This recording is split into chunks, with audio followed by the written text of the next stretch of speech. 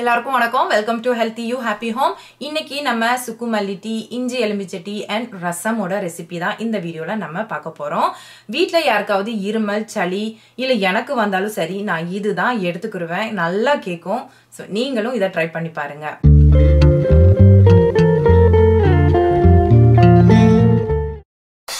முதல்ல நம்ம சுக்கு மல்லி டீ எப்படி பண்றதுன்னு பார்க்கலாம்.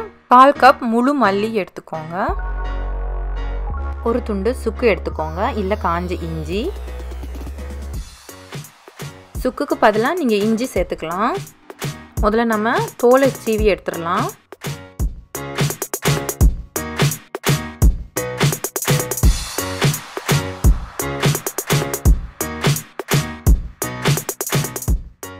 இஞ்சி யூஸ் பண்ணுறதா இருந்தால் தோலை எடுத்து இந்த மாதிரி நறுக்கி வச்சுக்கோங்க. இடித்து போட்டு எடுத்தோன்னா ரொம்ப நல்லாயிருக்கும். இல்லை நீங்கள் மிக்சியில் போட்டு கூட அரைச்சிக்கலாம். முதல்ல சுக்குவை இந்த மாதிரி இடித்து எடுத்துக்கோங்க.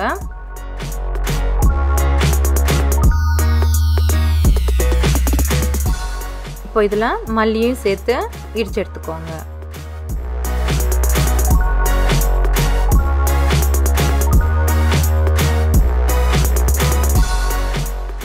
ரொம்ப மையாகணும்னு கிடையாது, ஓரளவுக்கு இடித்து எடுத்துக்கோங்க. இந்த மாதிரி நீங்கள் இடித்து எடுத்துக்கிட்டா போதும்.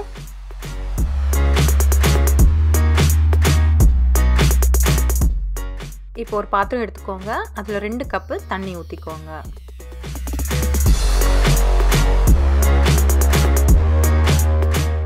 தண்ணி லைட்டாக சூடானதும் இதில் நம்ம இடித்து வச்ச மல்லி, சுக்கு பவுடரை போட்டுக்கலாம். நீங்கள் இஞ்சி சேர்த்து பண்ணுறதா இருந்தால் மல்லியை மட்டும் இடித்து எடுத்து இஞ்சியும் சேர்த்து இதில் போட்டுக்கோங்க. ஹீட்டை நல்லா குறைச்சி வச்சுக்கோங்க. இப்போது கொதி வர ஆரம்பித்ததும் நம்ம மூடி போட்டு நல்லா சிம்மில் வச்சு வேக வச்சு எடுத்துக்கோங்க. நான் கருப்பட்டி யூஸ் பண்ணுவேன், நீங்கள் வேணால் வெல்லம் சேர்த்துக்கலாம். இப்போ கருப்பட்டியை நம்ம உடைச்சி சின்ன சின்ன பீஸாக எடுத்து வச்சுக்கோங்க.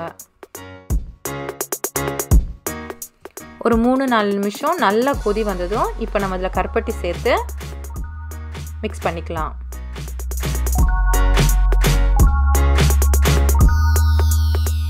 கருப்பட்டி நல்லா கரைஞ்சி வர வரைக்கும் அடுப்பில் இருக்கட்டும். கரைஞ்சதும் நீங்கள் அடுப்பை அமர்த்தி இறக்கி வச்சிடலாம். இப்போ முதல்ல ஒரு பெரிய பாத்திரத்தில் வடித்து எடுத்துக்கோங்க.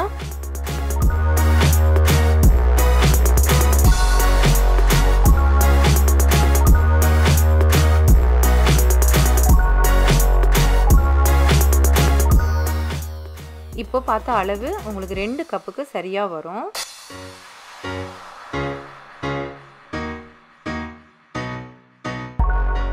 இந்த டீ நீங்கள் எப்போ வேணாலும் எடுத்துக்கலாம். கோல்டு இருக்கிற டைம் மட்டும்தான் குடிக்கணும்னு கிடையாது. அப்பப்போ நீங்கள் இதை எடுத்துக்கிட்டால் நல்லா செமிப்பாடு இருக்கும். தலைவலி இருந்தாச்சா சரியாகும். அண்ட் கோல்டு வர்றதுக்கு முன்னாடி எடுத்திங்கன்னா கண்டிப்பாக வரவிடாமல் தடுக்க ஹெல்ப் பண்ணும். இப்போ நம்ம இஞ்சி எலுமிச்சை டீ எப்படி பண்ணுறதுன்னு பார்க்கலாம். ஒரு ஃப்ரெஷ் லெமன் எடுத்து நல்லா கழுவி எடுத்துக்கோங்க. இதை இப்போ நம்ம மெல்லிய பீசஸாக ஸ்லைஸ் பண்ணி எடுத்துக்கலாம்.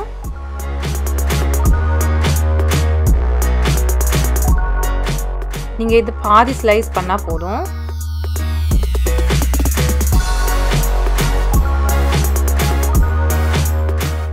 இப்போது இஞ்சி ஒரு துண்டு எடுத்துக்கோங்க. தோல் சீவி நம்ம இதையும் ஸ்லைஸ் பண்ணி வச்சுக்கலாம். இப்போ ஒரு பாத்திரம் எடுத்து அதில் 2 கப் தண்ணி ஊற்றி சூடுபடுத்தி எடுத்துக்கோங்க.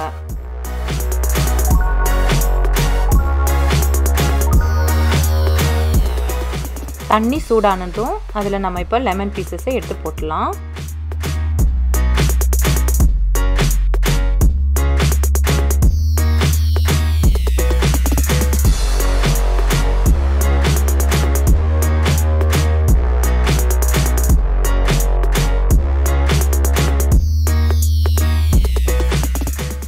நல்லா கொதி வந்ததும் இப்போ நம்ம அதில் இஞ்சி துண்டுகளை சேர்த்துக்கலாம். அடுப்பை நல்லா குறைச்சி வச்சு ஒரு 2 நிமிஷம் கொதிக்க விடுங்க.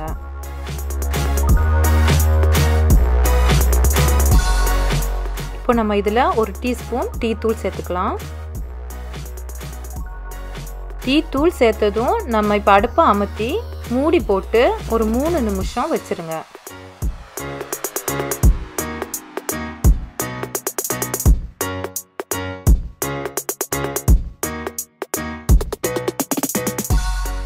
இப்போ நம்ம இதை கப்பில் ஊற்றிக்கலாம்.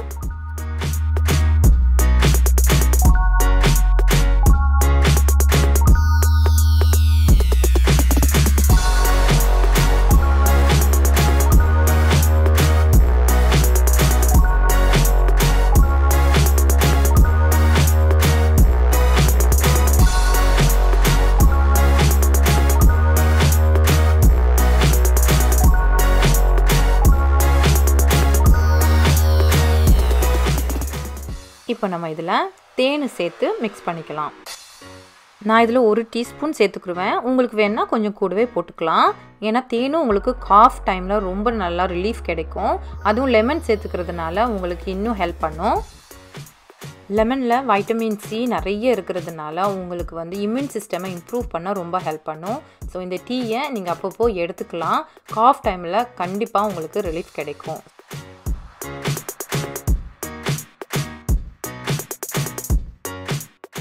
இப்போ வாங்க நம்ம ரசம் எப்படி பண்ணுறதுன்னு பார்க்கலாம்.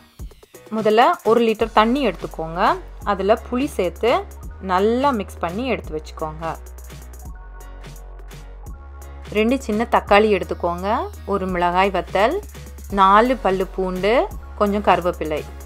ரசத்துக்கு சின்ன பல்லு பூண்டு தான் ரொம்ப நல்லாயிருக்கும். தக்காளியை நல்ல பெரிய துண்டுகளாக வெட்டிக்கோங்க. ஏன்னா நம்ம இதை அரைச்சி எடுக்க போகிறோம். கொத்தமல்லி இலை நல்லா கழுவி எடுத்து வச்சுக்கோங்க. இப்போ நம்ம மிக்ஸி ஜாரில் முதல்ல தக்காளியை சேர்த்துக்கலாம். 1 டேபிள் ஸ்பூன் மல்லி எடுத்துக்கோங்க. 1 டீஸ்பூன் மிளகு, 1 டீஸ்பூன் ஜீரகம்,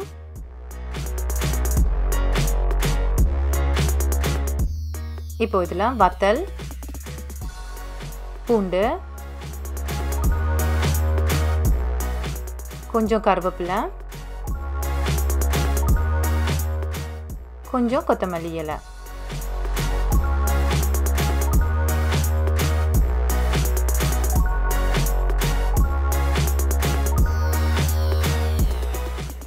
இப்போ இதை நம்ம தண்ணி சேர்க்காம சொரசொரப்பாக அரைச்சி எடுத்துக்கோங்க.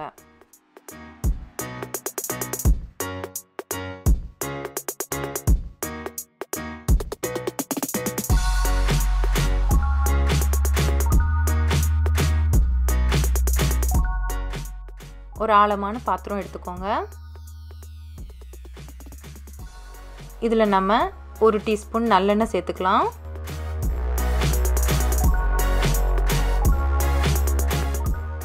அரை டீஸ்பூன் கடுகு. கடுகு தெரிச்சதும் கருவேப்பிலை சேர்த்துக்கோங்க. பெருங்காயம் நான் சேர்த்துக்கிறேன். நீங்கள் வேணும்னா ஆட் பண்ணிக்கோங்க, இல்லைன்னா நீங்கள் போடாட்டி கூட பரவாயில்ல. இப்போ நம்ம அதில் புளி தண்ணியை சேர்த்துக்கலாம்.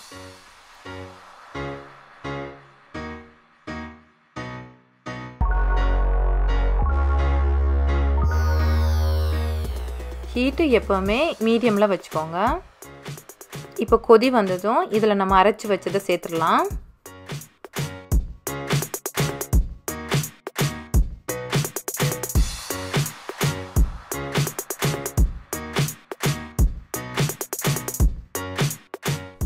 இப்போ உப்பு சேர்த்து மிக்ஸ் பண்ணிடுங்க.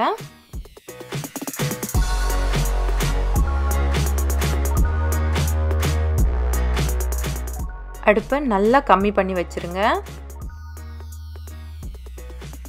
இப்போது இந்த மாதிரி சின்ன சின்னதாக நுர வர ஆரம்பிக்கும்.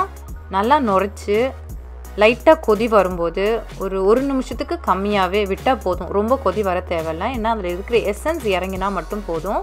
ஸோ தண்ணியோட சூட்லேயே அது இறங்கிடும். ஸோ அந்த அளவுக்கு கொதிச்சா போதும். இப்போ இதில் நம்ம நறுக்கி வச்ச கொத்தமல்லி சேர்த்துக்கலாம். கொத்தமல்லி சேர்த்ததும் நீங்கள் அடுப்பில் இருந்து இறக்கிடலாம்.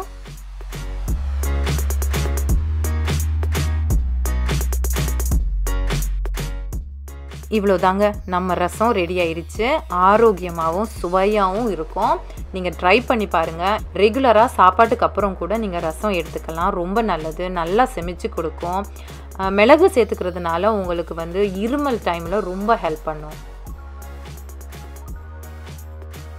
என் வீட்டில் யாருக்காவது கோல்டு காஃப் இருக்கிற டைமில் நான் இந்த 2 டீயும் இந்த ரசமும் தான் அடிக்கு ஒருக்கா வச்சு கொடுப்பேன்.